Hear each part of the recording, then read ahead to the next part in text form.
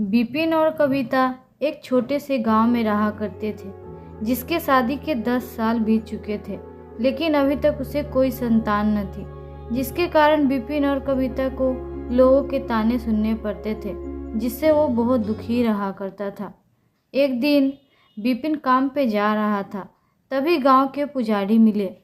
क्या बात है विपिन, बहुत उदास लग रहे हो। अब क्या बताऊं पुजारी जी, लोगों के ताने अब सहे नहीं जाते। तुम उदास मत हो, भोलेनाथ है ना, सब ठीक कर देंगे। लोगों का क्या, बोलने दो जो बोलते हैं। अब कुछ नहीं हो सकता है पुजारी जी, लगता है मेरे ही भाग्य में संतान सुख नहीं है।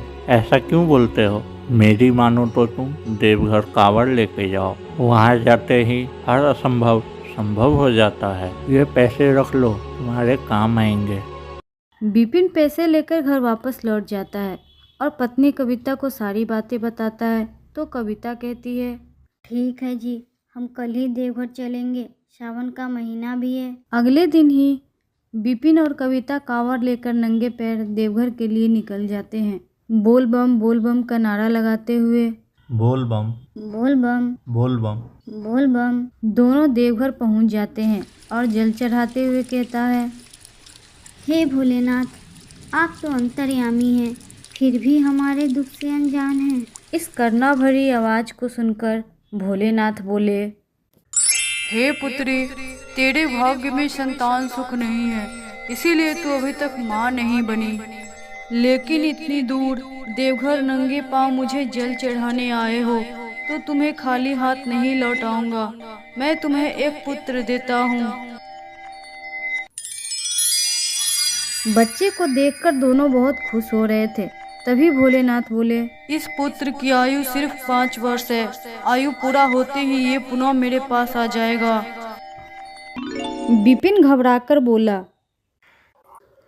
क्या इसका मतलब ये पुत्र मुझे सिर्फ 5 सालों के लिए दिए हैं? विपिन रो रो कर कई सवाल पूछता रहा, मगर कोई जवाब नहीं मिला। दोनों बहुत उदास हो जाते हैं और बच्चे को लेकर घर वापस आ जाते हैं। विपिन ने अपने बेटे का नाम भोला रखा। धीरे धीरे वक्त बीतने लगा। विपिन और कविता भोला का देखभाल और परवरिश करने लगा। दोनों भोला को बहुत प्यार करता था, मानो पूरी दुनिया बन चुका था भोला विपिन और कविता के लिए। अब तो उसे ये याद भी नहीं रहा कि 5 साल पूरा होते ही भोला उससे दूर हो जाएगा। 5 साल बाद सुबह सुबह विपिन भोला को लेकर खेत जा रहा था, तभी फिर से पुजारी मिले। क्या बात है विपिन, आजकल नजर ही नहीं आते हो। ऐसी कोई बात नहीं है पुजारी जी, भोला के साथ कैसे दिन गुजर जाता है पता ही नहीं चलता। हाँ, सो तो है, इतने सालों बाद बाप जो बने हो। अब तो भोला भी इस सावन में 5 साल का हो जाएगा। 5 साल सुनते ही विपिन को झटका सा लगा और वो सीधे घर वापस लौट गया। ये देखकर पुजारी सोच में पड़ गया।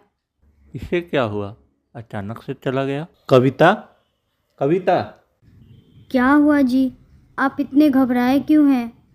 क्या तुम्हें याद नहीं रहा कि भोला 5 साल का होने वाला है?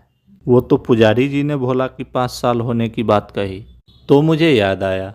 याद करने से भी क्या होता, क्या भोला हमेशा के लिए हमारे पास रुक जाता?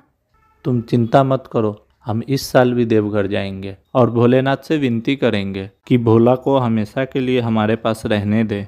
दोनों ने फिर से भोलेनाथ पे जल चढ़ाई और सर पटक पटक कर विनती की, तो भोलेनाथ प्रकट होकर बोले, रुको बालक, भोला तो हमेशा तुम्हारा ही रहेगा। मैं तो तुम्हारी भक्ति की परीक्षा ले रहा था। तथास्तु। ये सुनते ही दोनों के चेहरे पे खुशी आ गई। ए जी, आपने सुना ना भोलेनाथ ने क्या कहा? अब भोला हमेशा के लिए हमारे पास रहेगा। हाँ कविता, मैंने भी सुना।